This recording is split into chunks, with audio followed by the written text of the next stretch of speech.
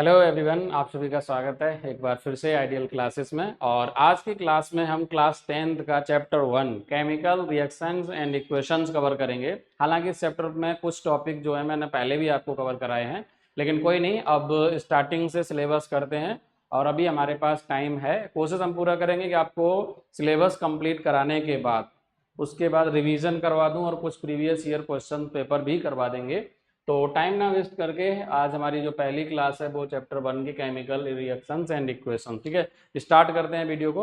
अब अभी तक जिस बच्चे ने जो भी बच्चे हमारे यहाँ क्लास ले रहे हैं और अगर चैनल को सब्सक्राइब नहीं किया है तो चैनल को सब्सक्राइब करें और वीडियो की लिंक को ज़्यादा से ज़्यादा शेयर करें, जो भी आपके फ्रेंड सर्कल में है या फिर रिलेटिव्स हैं। ठीक है भाई, चलिए स्टार्ट करते हैं। तो सबसे पहले हम बात कर लेते हैं बेटा केमिकल रिएक्शंस की, राइट। चूंकि हमारा चैप्टर जो है वो है केमिकल रिएक्शंस एंड इक्वेशंस, तो हम सबसे पहले बात करेंगे केमिकल रिएक्शंस की। केमिकल रिएक्शंस, ठीक है बेटा, केमिकल रिएक्शंस की। तो केमिकल रिएक्शंस क्या होते हैं?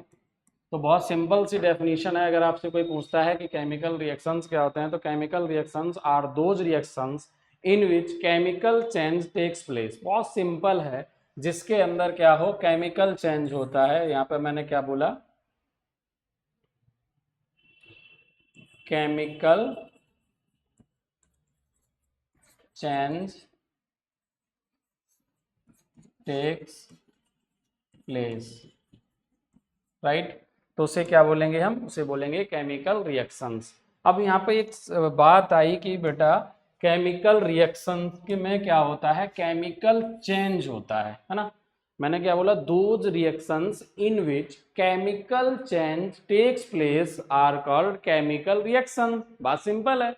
अब आपने कहा सर केमिकल चेंजेस होते हैं उसके अंदर, तो बात यह है कि अब हमें ये समझना है कि केमिकल चेंज क्या होता है। देखो सिंपल है, प्रकृति का नियम है कि change is the rule of nature.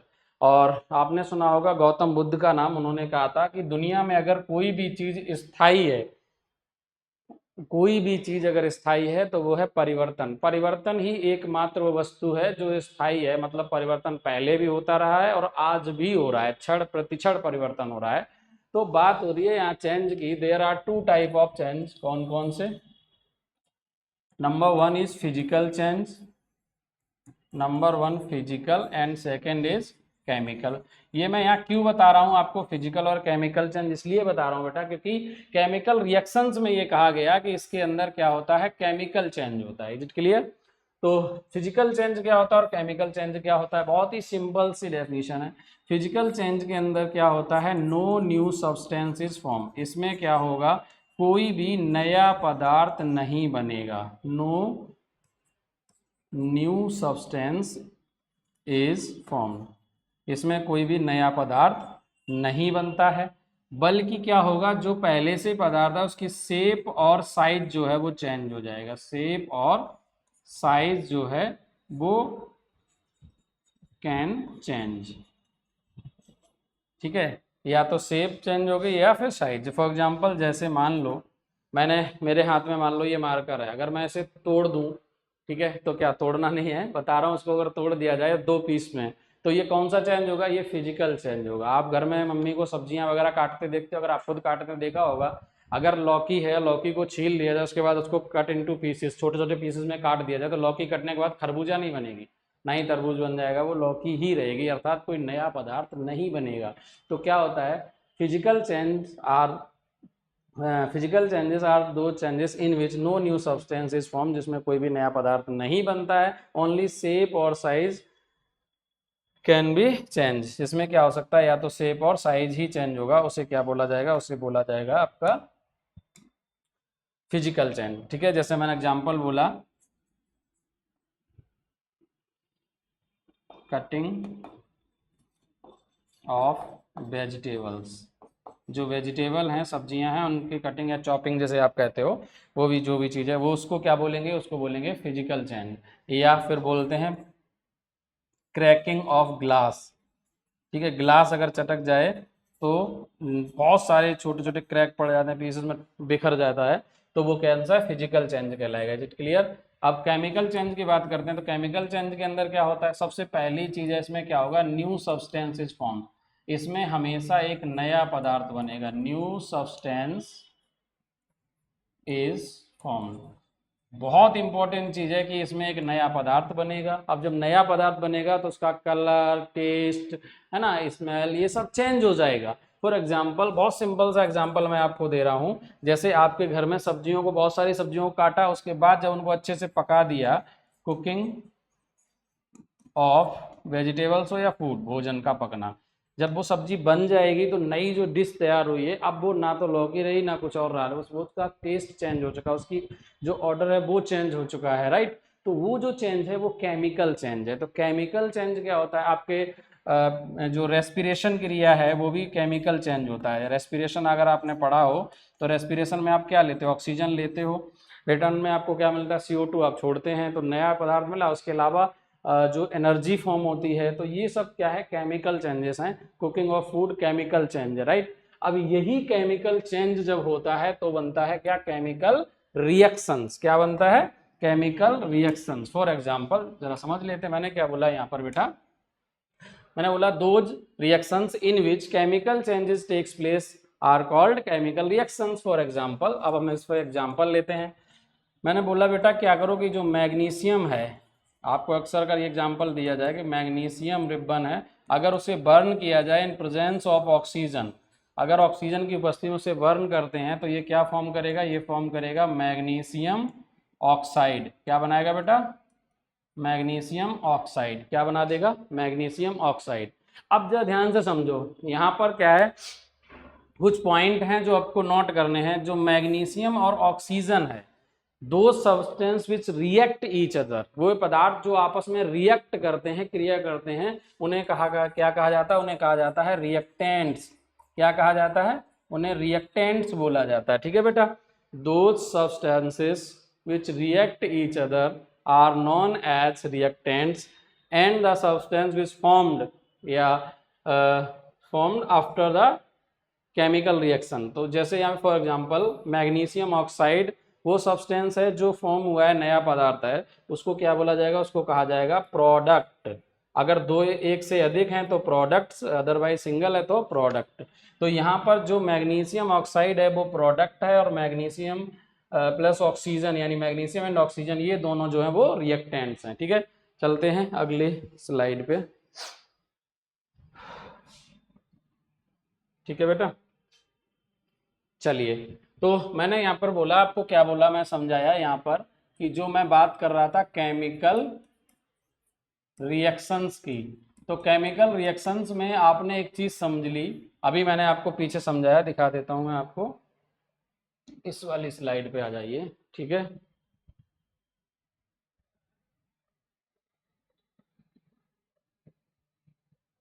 चलिए ये आ गया।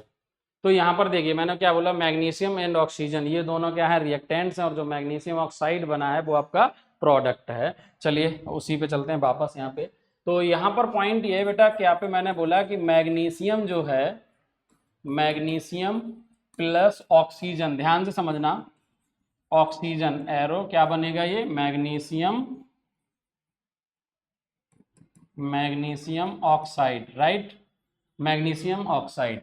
तो यहां पर चूंकि हमने जो यूज किए हैं वो सारे के सारे वर्ड्स हैं, क्या हैं, वर्ड्स हैं यानी शब्द हैं, इसीलिए इस पूरे रिप्रेजेंटेशन को कहा जाता है, इस पूरे रिप्रेजेंटेशन को बोला जाता है वर्ड इक्वेशन। क्या बोला जाता है, इसे बोला जाता है वर्ड इक्वेशन, राइट, शब्द समीकरण। तो ये कहलाता है आपका क्या, वर्ड इक्वेशन कहलाता है बेटा, ठीक है। अब अगर इन्हीं जो जो आपके सब्सटेंस है यानी रिएक्टेंट एंड प्रोडक्ट, अगर इनको रिप्लेस कर दिया जाए वर्ड से किसमें, सिंबल और फॉर्मूलाज में, तो वो बन जाएगा केमिकल इक्वेशंस। अब यहाँ पर कई बार डेफिनेशन आपसे पूछी जाती है कि chemical, what is chemical equation, right. तो केमिकल इक्वेशन क्या होता है जरा समझते हैं। केमिकल इक्वेशंस, केमिकल इक्वेशंस क्या होता है, chemical equations, right. Chemical equation क्या होता है, द रिप्रेजेंटेशन, द रिप्रेजेंटेशन, आप लिख सकते हैं definition, the representation of chemical reactions, जो केमिकल रिएक्शंस हैं या केमिकल सब्सटेंसेस हैं उनको रिप्रेजेंट किया जाए बाय किसके द्वारा, बाय द फॉर्मूलाज और symbols of their reactants and products is called, उसे क्या बोला जाएगा, इज कॉल्ड केमिकल इक्वेशन। ठीक है बेटा, मैंने क्या बोला, the representation of chemical reactions by the formulas and symbols, by the formulas and symbols of their reactants and products, जो भी केमिकल रिएक्शन है उसके अगर क्या किया जाए, फॉर्मूलाज और सिंबल में रिप्रेजेंट कर दिया जाए तो उस इक्वेशन को कहा जाएगा chemical equation. For example magnesium replaced by Mg, इसका जो सिंबल होता है बेटा क्या होता है, Mg, प्लस ऑक्सीजन का जो सिंबल होता है वो होता है O2 एरो, मैग्नीशियम ऑक्साइड होता है MgO। तो यहाँ पर जो Mg plus O2 arrow MgO आया, यही है आपका केमिकल इक्वेशन, राइट। ये आपका है केमिकल इक्वेशन, ये एग्जाम्पल है एक केमिकल इक्वेशन का। अब ये केमिकल इक्वेशन बैलेंस है या अनबैलेंस है, ये डिपेंड करेगा नंबर ऑफ एटम्स पे। ठीक है, number of atoms in both side, reactant and product दोनों तरफ। ठीक है, तो पॉइंट ये है कि केमिकल इक्वेशन क्या होता है, तो आप बहुत सिंपल सा बताएंगे, the representation of chemical reactions by the symbols and formulas और फॉर्मूलाज। क्योंकि कई बार क्या होगा, अगर कोई एलिमेंट है तो उसका सिंबल होगा, लेकिन अगर कोई आपका सब्सटेंस या कंपाउंड है तो उसका क्या होगा, आपका फॉर्मूला होगा, राइट। तो उसे रिप्रेजेंट करोगी अगर आप सिंबल और फॉर्मूला में, तो जो इक्वेशन निकल के आएगी उसे बोलेंगे केमिकल इक्वेशन। तो पॉइंट ये है कि अगर आपसे पूछा व्हाट आर द डेफिनेशन या what is chemical equation, the representation of chemical equation by the formulas and symbols of their products and reactants, ठीक है, is called chemical equation। is it clear? ठीक है, चलिए अगले पॉइंट पे आते हैं। अब आपका ये हो गया कि भाई केमिकल इक्वेशन क्या है, केमिकल रिएक्शन क्या है, मैंने आपको समझा दिया। अब हम समझ लेते हैं types of chemical equations. Chemical equations के टाइप समझ लेते हैं, फिर हम आएंगे टाइप्स ऑफ केमिकल रिएक्शंस पे। ध्यान से समझना बेटा और नोट्स भी बनाते रहना। अगर आपसे पूछा जाए how many types of chemical equations, there are two types of chemical equations, these are, one of them is balanced chemical equation, balanced chemical equation, and another type of unbalanced chemical equation, another type is unbalanced chemical equations। तो point is how many types of chemical equations, there are two types of chemical equations, these are balanced chemical equation and unbalanced chemical equation। what are unbalanced chemical equations, right? अगर आपसे पूछा जाए कि unbalance chemical equation क्या होता है, तो ज़रा ध्यान से समझो। अनबैलेंस केमिकल इक्वेशन की अगर हम बात करते हैं, तो मैंने यहाँ पे दोनों ही चीज़ आपको बता रहा हूँ कि बैलेंस केमिकल इक्वेशन क्या होता है और अनबैलेंस केमिकल इक्वेशन क्या होता है। अगर आप चाहोगे तो मैं इसकी PDF भी आपके पास शेयर कर दूंगा, टेलीग्राम चैनल ज्वाइन कर लेना।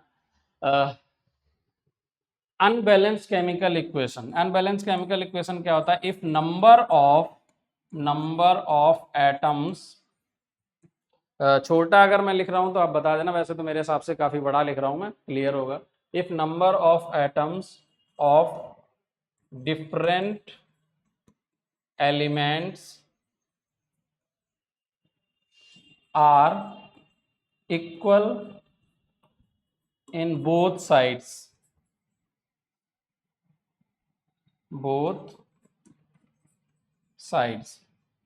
it is called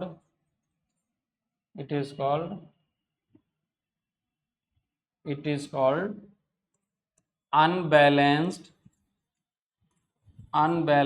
chemical equation. It is called unbalanced chemical equation. For example, Mg plus O2 arrow MgO. In this equation, in this chemical equation, number of magnesium atom in both side 1. ठीक है, यहाँ पर क्या मैंने बोला कि number of magnesium atom की अगर मैं बात करता हूँ, इधर भी 1 है और इधर भी 1 है, right. But number of oxygen atom in reactant side is 2 and number of oxygen atom in product side is 1. ठीक है, तो ये the number of oxygen atoms in both side are not equal, so it is called unbalanced chemical equation. Is it clear? Point ये बेटा कि अगर आपसे पूछा जाए कि अनबैलेंस्ड केमिकल इक्वेशन क्या होता है, तो बहुत सिंपल सी डेफिनेशन है. If number of atoms of different elements are not equal in both sides. Both side मतलब है कि रिएक्टेंट्स एंड प्रोडक्ट साइड. तो दोनों तरफ अगर नंबर ऑफ एटम्स जो है वो किसी भी एलिमेंट के इक्वल नहीं आते हैं, जैसे यहाँ पर ऑक्सीजन के देखो कितने एटम है, 2, और यहाँ पर कितना है, 1, तो बराबर नहीं है. तो ये जो है आपका अनबैलेंस्ड केमिकल इक्वेशन है. अब बात करते हैं now what is balance chemical equation. तो बहुत ही simple, one unbalance and balance chemical equation. Balanced chemical equation is just opposite of unbalanced chemical equation. Unbalanced chemical equation में number of atoms of different elements are not equal. ठीक है, यहाँ पर अच्छा मैंने इक्वल लिख दिया क्या, मैं बोल तो ठीक रहा हूँ पर लिख गड़बड़ रहा हूँ, सॉरी. सही कर देते हैं, यहाँ पर आएगा आर नॉट इक्वल. आप सही कर लेना, करेक्शन कर लेना, ठीक है. Are not equal. अब इसे ले लेते हैं, व्हाइट वाला ही लेते हैं क्योंकि इधर गड़बड़ हो जाएगा. ठीक है, तो यहाँ पर क्या आएगा, यहाँ पर आएगा बैलेंस केमिकल इक्वेशन में if number of atoms are equal in both side. ठीक है, number of atoms are equal in both sides. ठीक है, दोनों तरफ अगर नंबर ऑफ एटम्स इक्वल हो तो उसे बोला जाएगा balance chemical equation. For example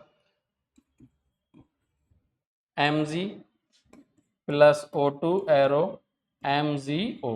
अब अगर हम इसे बैलेंस करेंगे तो 2 का यहाँ मल्टीप्लाई और 2 का यहाँ मल्टीप्लाई. अब आप देखोगे नंबर ऑफ एटम्स की बात की जाए तो हम यहाँ पर बना भी सकते हैं ये एलिमेंट्स. तो एलिमेंट्स में मैग्नीशियम है और आपके पास ऑक्सीजन है. यहाँ नंबर ऑफ एटम्स में अगर हम रिएक्टेंट साइड और प्रोडक्ट साइड देखते हैं तो मैग्नीशियम एटम जो है वो कितने हैं, 2. प्रोडक्ट साइड में भी 2. ऑक्सीजन एटम रिएक्टेंट साइड में कितना है, 2, और प्रोडक्ट साइड में भी 2. तो यहाँ पे क्या है, in this equation number of atoms of magnesium and oxygen are equal in both side, so it is called balanced chemical equation. Is it clear? What are balanced और अनबैलेंस्ड केमिकल इक्वेशन. अगर आपसे exam में पूछा जाए तो बहुत ही simple है भाई. बैलेंस्ड केमिकल इक्वेशन क्या होता है, if number of atoms of different elements are equal in both side, it is called balanced chemical equation. If number of atoms of different element are not equal in both side, it is called unbalanced chemical equation. ठीक है भैया, समझ आ गया. चलिए, I hope आपको समझ आया होगा. चलिए अब चलते हैं टाइप्स ऑफ केमिकल रिएक्शंस पे. Types of chemical reactions. Types of chemical reactions. Types of chemical reactions पे. चलो अब टाइप्स ऑफ केमिकल रिएक्शंस की अगर हम बात करते हैं बेटा, तो टाइप्स ऑफ केमिकल रिएक्शंस की अगर बात की जाए, there are 5 types of chemical reactions. These are, ना क्या बोला, there are 5 types of chemical reaction. These are combination reaction, combination reactions, combination reactions, and second is decomposition reaction, decomposition reaction. Third is displacement reaction, displacement reaction, and fourth is double displacement reaction, double displacement reaction, and fifth is redox reaction. किसी किसी book में बेटा ये जो reaction है वो reduction, क्योंकि ये दो रिएक्शन से मिलकर बनता है, एक है आपका reduction and second is oxidation, right. तो ये रिडक्शन और ऑक्सीडेशन दोनों से मिलकर बनता है, इसलिए इसे रिडॉक्स रिएक्शन कहा जाता है। And some other type of chemical reactions according to energy, कभी कभी क्या होता है एनर्जी जो है वो आपका प्रोड्यूस होती है, कभी कभी एनर्जी एब्जॉर्ब होती है, उसके अकॉर्डिंग भी दो टाइप होते हैं, एंडोथर्मिक एंड एक्सोथर्मिक रिएक्शन। इसके अलावा न्यूट्रलाइजेशन रिएक्शन भी कई बार पूछा जाता है, हालांकि वो जो न्यूट्रलाइजेशन रिएक्शन है वो आपका आने एसिड बेस एंड सॉल्ट में हम आपको करवाएंगे, यहाँ भी करा देंगे, ठीक है भाई। अभी जो मैं टाइप्स ऑफ केमिकल रिएक्शंस की बात कर रहा था वो हैं आपके ये वाले 5 टाइप, ठीक है। टोटल जो टाइप हैं वो आपके ये 5 टाइप हैं। तो सबसे पहले हम 1 बाई 1 एक एक करके क्लियर करते हैं। फर्स्ट बात करते हैं केमिकल रिएक्शंस की। केमिकल रिएक्शंस, केमिकल रिएक्शन नहीं, कॉम्बिनेशन रिएक्शंस की। जो फर्स्ट है आपका वो है कॉम्बिनेशन रिएक्शंस। कॉम्बिनेशन रिएक्शंस, चलिए कॉम्बिनेशन रिएक्शंस क्या होते हैं? देखिए यहाँ पे क्या है, वर्ड है कॉम्बिनेशन। अगर हम कॉम्बिनेशन वर्ड की बात करें बेटा, तो जो कॉम्बिनेशन वर्ड है ये मेड बाय कॉम्बाइन। आपने सुना होगा एक वर्ड है कॉम्बाइन, और कॉम्बाइन का मतलब होता है टू ऐड यानी जुड़ना, या फिर सीधा कह सकते हैं टू ज्वाइन। ज्वाइन मतलब भी जुड़ना ही होता है, ऐड होना या ज्वाइन, इसी को कंबाइन कहते हैं। और कंबाइन से जो वर्ड बना है वो है कॉम्बिनेशन। कंबाइन जो है वो वर्ब है, राइट, उससे वर्ड बना है आपका कॉम्बिनेशन। तो कॉम्बिनेशन रिएक्शन क्या होता है? Combination reactions are those reactions in which two और more than two substance react each other to form a single substance. बहुत सिंपल सी डेफिनेशन है, जहां पर क्या हो, दो या दो से अधिक, टू और more than two substance react each other to combine या to form a single substance. दो या दो से अधिक रिएक्टेंट्स क्रिया करके अगर सिंगल प्रोडक्ट देते हैं तो बन जाएगा आपका क्या? Combination reaction. डेफिनेशन क्या है? व्हेन टू और more than two reactants react each other to form a single product it is called combination reaction. कोई भी वर्ड है वो अगर बना है तो उसका कुछ ना कुछ मीनिंग होता है, ऐसे नहीं बन जाता। तो यहाँ पर कॉम्बिनेशन वर्ड जो है वो कंबाइन से बना है, जिसका मतलब ही होता है जुड़ना। तो जब दो या दो से अधिक रिएक्टेंट आएंगे और वो जुड़कर एक सिंगल प्रोडक्ट देंगे तो उसी को बोला जाएगा कॉम्बिनेशन रिएक्शन, ठीक है भाई। चलो, और डेफिनेशन भी बहुत सिंपल है, आपको उस वर्ड का मीनिंग पता होना चाहिए, आप बहुत आसानी से डेफिनेशन बना सकते हैं, कुछ भी रट्टा मारने की जरूरत नहीं है, खुद ही वो शब्द आपने आप में उसकी डेफिनेशन बताएगा। कॉम्बिनेशन रिएक्शन की डेफिनेशन जो होती है वो यही होती है, क्या? व्हेन टू और मोर देन टू। अब जब जब केमिकल रिएक्शन है तो जाहिर सी बात है रिएक्टेंट और प्रोडक्ट होंगे। अब कितने होंगे वो डिपेंड करेगा रिएक्शन के नाम पर। कॉम्बिनेशन है, इट मीन्स कि टू और more than two reactant, product आएगा सिंगल। अगर मैं इसे रिप्रेजेंट करना चाहूं तो मैं कह सकता हूं ए प्लस बी, या और भी हो सकते हैं, और एरो में सिर्फ सिंगल प्रोडक्ट आ गया सी। यही है आपका कॉम्बिनेशन रिएक्शन। एग्जांपल जैसे अभी आपने पढ़ा था 2Mg प्लस O2, मैग्नीशियम क्रिया करेगा ऑक्सीजन से और देगा मैग्नीशियम ऑक्साइड, ये आपका क्या है? कॉम्बिनेशन रिएक्शन है। बोलो भाई, क्या है? कॉम्बिनेशन रिएक्शन है। अगर ऐसे मैं और करूं रिएक्शन इसके अलावा C प्लस O2, एरो क्या बनेगा? CO2, ये कौन सा रिएक्शन है? कॉम्बिनेशन रिएक्शन है। बोलो भाई, समझ आया? आई होप आपको समझ आ रहा होगा कॉम्बिनेशन रिएक्शन। चलिए नेक्स्ट आगे चलते हैं।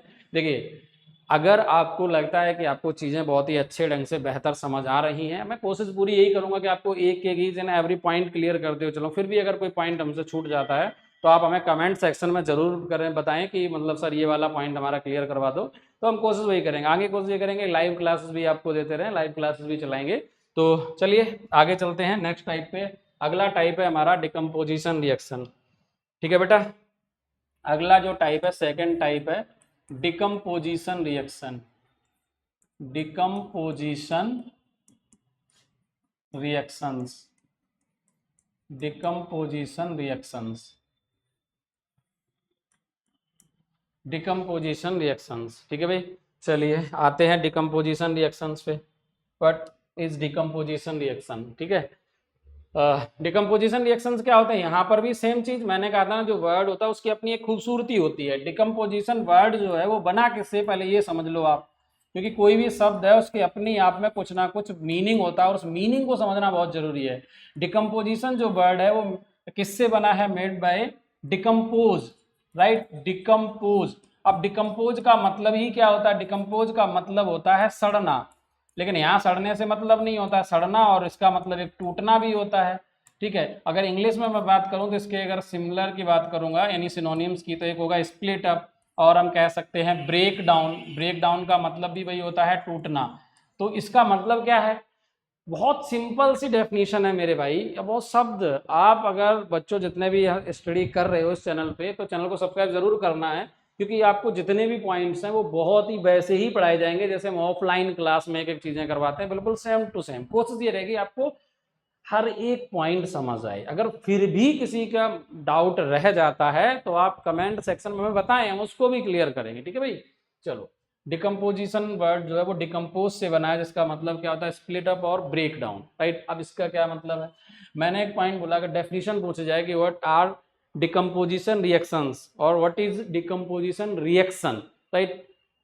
तो decomposition reaction is just opposite of combination reaction. मैं क्या बोल रहा हूं बेटा, मैं बोल रहा हूं कि decomposition reaction just opposite of combination reaction. ये जो क्या है, जो डिकम्पोजिशन रिएक्शन है, decomposition reaction is just opposite of combination reaction, combination reaction. मैं यहाँ शॉर्ट में लिख रहा हूँ, इससे कोई प्रॉब्लम तो नहीं है आपको। Decomposition reaction is just opposite of combination reaction. अब ये तो डेफिनेशन आप नहीं लिखेंगे, डेफिनेशन क्या होगी, बहुत सिंपल है। वहां पर मैंने क्या बोला था, व्हेन टू और more than two reactant react each other to form a single substance. यहाँ पर क्या होगा, व्हेन अ सिंगल सब्सटेंस, मैं डेफिनेशन लिख देता हूं, when a single substance splits up, splits लगाएंगे क्योंकि यहां पर सब्सटेंस है ना, तो स्प्लिट्स अप इनटू टू और मोर देन, टू और more than two substances, two substances is called decomposition reaction, decomposition reactions। हमारे साथ एक प्रॉब्लम बहुत है, बोर्ड बहुत जल्दी भर जाता है, बड़ा बड़ा लिखता हूं शायद इसलिए, राइट। डिकम्पोजिशन रिएक्शन क्या है, when a single substance splits up into two और more than two substances is called decomposition reaction. जब एक सिंगल सब्सटेंस है वो ब्रेक डाउन हो जाता है दो या दो से अधिक पदार्थों में। बहुत सिंपल सा है, यहाँ पर क्या होगा, एक सिंगल सब्सटेंस होगा जो ब्रेक डाउन होगा, स्प्लिट अप एक ही चीज मतलब होता है, ब्रेक डाउन टूटना होता है, स्प्लिट अप के मतलब वही होता है डिवाइड होना, टूटना, ठीक है। टू और more than two products, right, substance. Example के तौर पे अगर मुझे इसे रिप्रेजेंट करना हो इस रिएक्शन को, तो हम कैसे करेंगे, हमने ले लिया कोई ए एक सब्सटेंस है, कलर चेंज कर लेते हैं कंफ्यूजन ना रहे, ठीक है भैया। देखो ए एक सब्सटेंस है, अगर ये ब्रेक डाउन हो जाए बी एंड सी में और मोर, तो ये जो रिएक्शन है ये आपका कौन सा रिएक्शन है बेटा, यही रिएक्शन है आपका डिकम्पोजिशन रिएक्शन। अब एग्जाम्पल की अगर हम बात करें तो एग्जाम्पल ले लेते हैं, एग्जाम्पल है जैसे CaCO3, calcium carbonate is heated up. जब कैल्शियम कार्बोनेट को अगर आप हीट करते हो तो ये ब्रेक डाउन हो जाता है calcium oxide and carbon dioxide. क्या देगा ये कार्बन डाइऑक्साइड देगा। ज़्यादा ही बड़ी चौंच निकाल ली है इसकी, ठीक है, इतना ठीक है। मैंने क्या बोला, when calcium carbonate is heated up it break down into calcium oxide and carbon dioxide. अब in this reaction a single substance break down into two products, right, a single reactant breakdown into two products, so it is known as decomposition reaction. Decomposition reaction is the reaction in which a single substance break down into two or more than two products is called decomposition reaction. For example, calcium carbonate is break down into calcium oxide and carbon dioxide, so it is called decomposition reaction, right? Next type पे move करते हैं. I hope आपको clear हो रहे होंगे सारे के सारे पॉइंट. अब अगला जो टाइप है वो हमारा है डिस्प्लेसमेंट रिएक्शन. थर्ड टाइप है बेटा displacement reaction. Displacement reactions. Displacement reactions, ठीक है. डिस्प्लेसमेंट जो वर्ड है ये बना हुआ है डिस्प्लेस से. डिस्प्लेसमेंट जो वर्ड है वो बना हुआ है डिस्प्लेस, और डिस्प्लेस का मतलब होता है to remove. To remove, remove का मतलब ही होता है हटाना, किसी चीज को उसके स्थान से हटा देना या डिस्प्लेस करना कहलाता है, राइट. तो यहाँ पर डिस्प्लेसमेंट रिएक्शन क्या होगा, तो डिस्प्लेसमेंट रिएक्शन की जो डेफिनेशन जो आएगी, when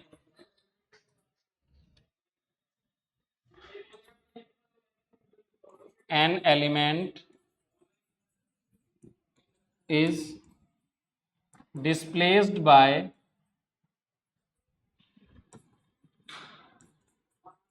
another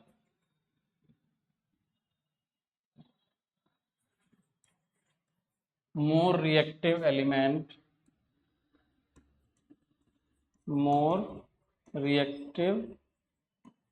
element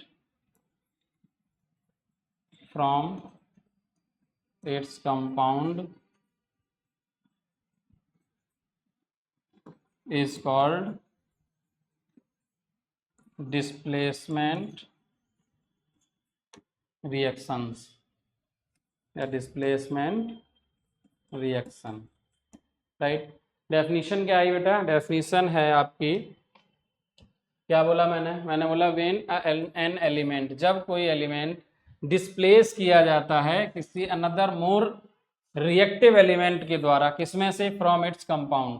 कोई भी एलिमेंट अपने कंपाउंड में से मोर रिएक्टिव एलिमेंट के द्वारा अगर डिस्प्लेस किया जाए तो उसे बोला जाएगा डिस्प्लेसमेंट रिएक्शन. अगर इसे मुझे सिंबॉलिक रिप्रेजेंटेशन करना हो तो जैसे फॉर एग्जांपल मान लीजिए ए है, रिएक्ट करेगा बी एक्स के साथ, तो यहाँ से अगर ये क्या करे, इसको रिप्लेस कर दे, इसको हटा दे बी को, तो ये क्या बना देगा, तो ये बनाएगा फॉर एग्जांपल अब ये बना दे ए एक्स और प्लस बी. अब इसने देखो क्या किया, बी को यहाँ से हटा दिया. अब हटाएगा कौन, तो इसको हमारे यहाँ गांव में कहावत है कि जिसकी लाठी उसकी भैंस. मतलब वस्तु जो है वो पावरफुल इंसान की होती है, और आम जीवन में भी ये सत्य है, केमिकल रिएक्शन में भी ये चीज़ सत्य है. जैसे अगर ये ए जो है, जो अगर इसे रिप्लेस करेगा, ये ए रिप्लेस कर रहा बी को, इसका मतलब ए जो है वो मोर रिएक्टिव होगा देन बी, और बी जो है वो लेस रिएक्टिव होगा बी की तुलना में. बात एक ही है भाई, अगर एक ज़्यादा रिएक्टिव है तो दूसरा कम हो जाएगा. मोर रिएक्टिव एलिमेंट ही रिप्लेस कर पाएगा लेस रिएक्टिव एलिमेंट को. ऐसा नहीं है कि लेस रिएक्टिव वाला, यानी अधिक शक्तिशाली व्यक्ति ही कमजोर व्यक्ति को दबाता है. कभी कभी रेयर चांस हो गया ऐसा मिल जाए, वैसा होता नहीं है, ना सामान्य जीवन में ना केमिस्ट्री के अंदर, तो हो ही नहीं सकता है. ठीक है भाई. तो पॉइंट क्या है, when a more reactive element displace less reactive element from its compound is called displacement reaction. अब इसको एक एग्जांपल के द्वारा समझ लेते हैं. फॉर एग्जांपल Mg, इसे कलर को चेंज कर लेता हूँ ताकि चीज़ें अच्छे ढंग से समझ आती ना बेटा. ठीक है, मैग्नीशियम है, ये रिएक्ट करेगा H2SO4 के साथ, तो ये क्या करेगा, इसको यहाँ से रिमूव कर देगा और बनाएगा MgSO4 और प्लस हाइड्रोजन को अलग कर दिया. तो ये जो रिएक्शन है यहाँ से क्या किया, हाइड्रोजन को हटा दिया, क्योंकि हाइड्रोजन जो है वो लेस रिएक्टिव देन मैग्नीशियम. तो यहाँ पर क्या बन गया, मैग्नीशियम सल्फेट. पहले क्या था, हाइड्रोजन सल्फेट. पॉइंट समझ आ रहा है, क्योंकि मैग्नीशियम क्या है, मोर रिएक्टिव है, तो मैग्नीशियम ने हाइड्रोजन सल्फेट से हाइड्रोजन को देखो अलग कर दिया. तो समझ आ गई ना, मैंने क्या बोला था, जिसकी लाठी उसकी भैंस. तो यहाँ पर भी वही हो रहा है काम. ठीक है, तो बस सिंपल सा है डेफिनेशन. अगर कोई पूछता है आपसे डिस्प्लेसमेंट रिएक्शंस क्या होते हैं, those reactions in which a more reactive element displace the less reactive elements from its compound, or in other words we can say that a less reactive element displaced by more reactive elements from its compound is called displacement reaction। ठीक है, example आपका ये हो गया। और अगर example लेना चाहते हो तो आप और भी ले सकते हो। फॉर एग्जाम्पल जैसे अगर मान लो हमने रिएक्शन करवाया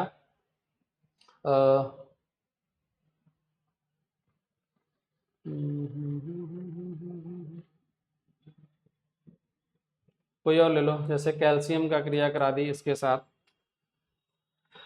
HCl के साथ, ठीक है, तो ये क्या बनाएगा, ये बना देगा CaCl2 और प्लस यहाँ भी क्या हो जाएगा, हाइड्रोजन हट जाएगी। अब इसे बैलेंस करना है तो बैलेंस करने के लिए यहाँ पे हम 2 से मल्टीप्लाई कर सकते हैं और यहाँ भी 2 से मल्टीप्लाई। अगर यहाँ 2 से मल्टीप्लाई करोगे तो ये हो जाएगा आपका 2 यहाँ भी 2 से मल्टीप्लाई कर दो, लो ये हो गया बैलेंस। तो यहाँ पर क्या है, कैल्शियम ने रिमूव कर दिया हाइड्रोजन को, तो ये भी आपका क्या कहलाएगा, डिस्प्लेसमेंट रिएक्शन। बात समझ आ रही है। तो डिस्प्लेसमेंट रिएक्शन में हमेशा यही होगा, मोर रिएक्टिव एलिमेंट जो है वो लेस रिएक्टिव एलिमेंट को क्या करेगा, डिस्प्लेस कर देगा। ठीक है भाई, चलिए आगे चलते हैं। अगला हमारा जो टाइप है वो है आपका, चलिए अभी तो कलर यही रखते हैं। नेक्स्ट है redox reaction, redox reactions, redox reactions. ठीक है बेटा, रिडॉक्स रिएक्शंस क्या होते हैं, तो मैंने बहुत सिंपल सा डेफिनेशन आपको बताई थी। रिडॉक्स रिएक्शन जो है वो अपने आप में ही 2 रिएक्शन है। जो रिडॉक्स वर्ड है जरा समझो, यहाँ पर क्या है, रिडॉक्स, तो 2 वर्ड है इसमें, एक नहीं है भाई, 2 शब्दों से मिलकर बना है ये।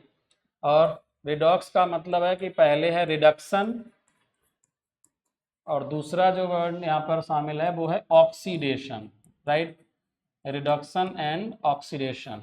एक है रिडक्शन और दूसरा है ऑक्सीडेशन। रिडक्शन क्या होता है, बहुत ही सिंपल है। रिडक्शन की अगर हम बात करें, addition of hydrogen or removal of oxygen, ठीक है, addition of hydrogen or removal of oxygen is called reduction. या तो हाइड्रोजन जुड़ रही हो या फिर ऑक्सीजन हट रही हो तो उसे रिडक्शन कहा जाएगा। और oxidation is just opposite of reduction. तो इसमें क्या होगा, इसमें होगा बेटा, इसके अंदर होगा एडिशन ऑफ ऑक्सीजन और removal of hydrogen is called oxidation.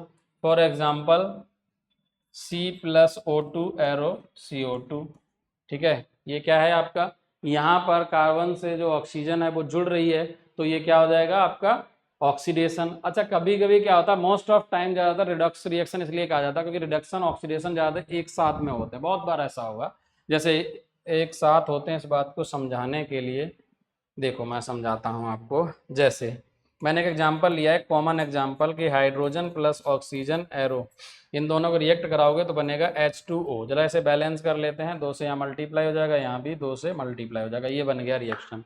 अगर हम यहाँ पे देखेंगे हाइड्रोजन से अगर इस प्रोडक्ट को देखा जाए तो यहाँ से हाइड्रोजन के साथ ऑक्सीजन जुड़ रही है, तो हाइड्रोजन जो है वो क्या हो रही है, ऑक्सीडाइज्ड हो रही है। क्या हो रही है, ऑक्सीडाइज्ड हो रही है, मतलब इसका ऑक्सीडेशन हो रहा है। लेकिन अगर ऑक्सीजन से अगर इस प्रोडक्ट को देखा जाएगा तो ये क्या हो रहा है, ये आपका हो रहा है रिड्यूस्ड यानी रिडक्शन हो रहा है, रिडक्शन कह सकते हैं।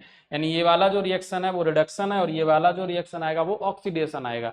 तो दोनों एक साथ हो रहे हैं, ऐसे ही रिएक्शन को कहा जाता है रिडॉक्स रिएक्शन। क्या कहा जाता है, रिडॉक्स रिएक्शन। ठीक है भाई, अब समझ आ रहा है। आई होप आपको बहुत सिंपल वे में, कोई ज़्यादा रॉकेट साइंस नहीं है, बहुत ही सिंपल वे में बहुत अच्छे तरीके से आपको मैं शब्दों को ब्रेक डाउन करके चीज़ों को समझा रहा हूँ कि भाई रिडॉक्स रिएक्शन की अगर बात की जाए तो रिडॉक्स रिएक्शन यानी जो redox word is made up of 2 words, these are reduction and oxidation, and first of them is reduction. What is reduction, the addition of hydrogen or removal of oxygen is known as reduction. For example यहाँ पर क्या होगा कि oxygen का क्या तो remove हो रही हो या फिर हाइड्रोजन जुड़ रही हो तो उसे रिडक्शन कहा जाएगा। फॉर एग्जाम्पल ऑक्सीजन से अगर H2O बन रहा है यानी वाटर बन रहा है तो यहाँ पर हाइड्रोजन ऐड हो रही है, इसीलिए रिडक्शन है।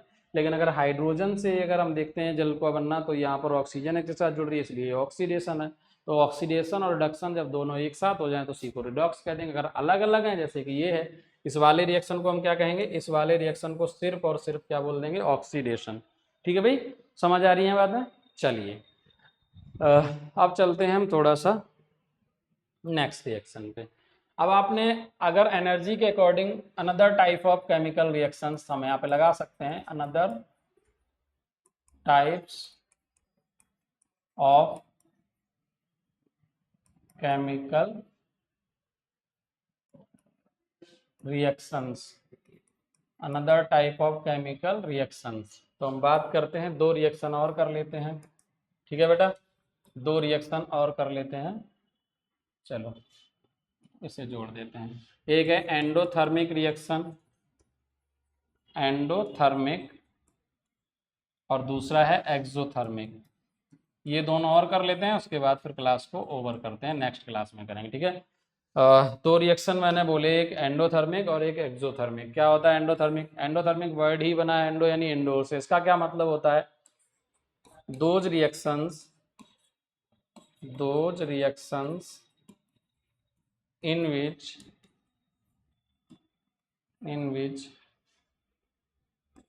energy is absorbed,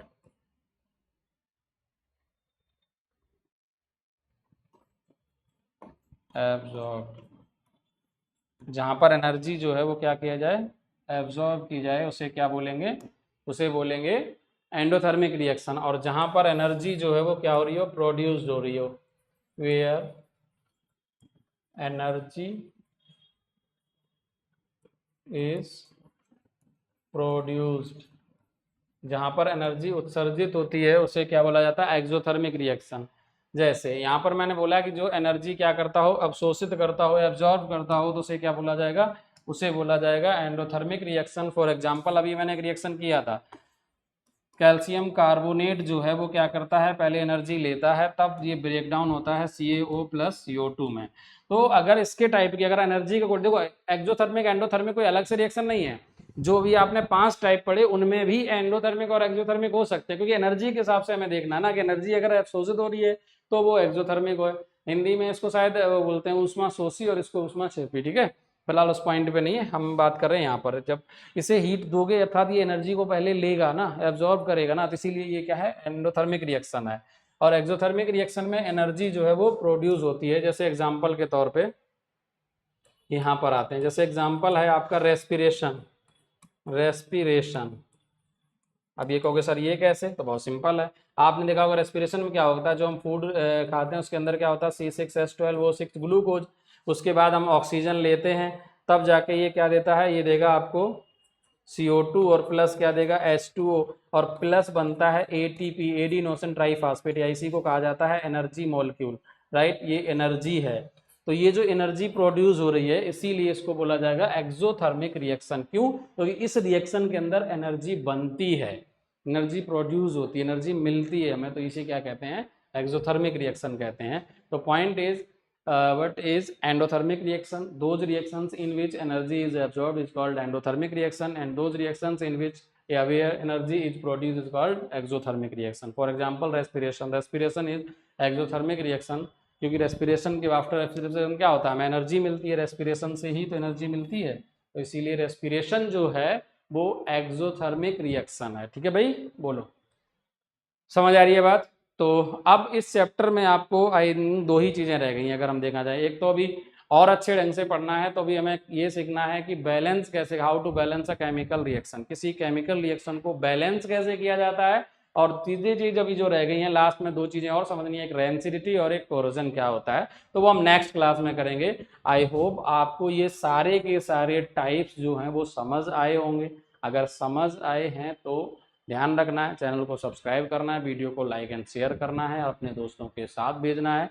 क्लासेस आपको इसी तरीके से रेगुलर मिलेंगी। Thank you for watching this video, have a nice day. अंत में जय हिंद, नमस्कार।